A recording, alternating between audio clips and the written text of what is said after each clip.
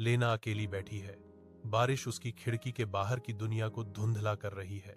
उसके चेहरे पर एक उदास छाया, बिस्तर के नीचे से एक झलक उसकी आंखों को पकड़ती है। एक जादुई ब्रश धीरे से चमकता हुआ। उसकी जिज्ञासा भड़क उठी।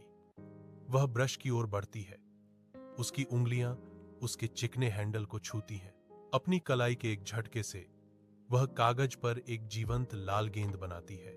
चित्रित गेंद पृष्ठ से उठती है, एक वास्तविक गोला बन जाती है। जादुई उड़ान भरते ही कमरे में सुनहरी धूल का एक चमकता भंवर भर जाता है। लीना का कमरा तनावपूर्ण शांति से भरा है, क्योंकि जादू के उसके प्रयास विफल हो जाते हैं। निराशा उसके चेहरे पर गहराई से अंकित हो जाती है। वह ब्रश को मेज पर फेंक देती है। उसका चेहरा गुस्से से भरा हुआ है।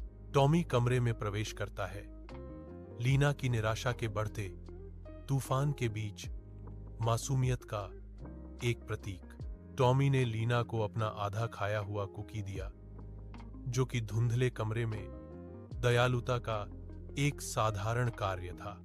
लीना के दिमाग में कुछ बदलता है। उसकी आंखों में एक एहसास उभरता है जब वह टॉमी को देखती है। कुकी, आराम का प्रतीक, उनके बीच लटका हुआ है। लीना की निराशाओं पर एक मूक पुल, एक धूप से सराबोर गांव के खेत में। लीना और टॉमी ध्यानमग्न आनंद से पेंटिंग करते हैं।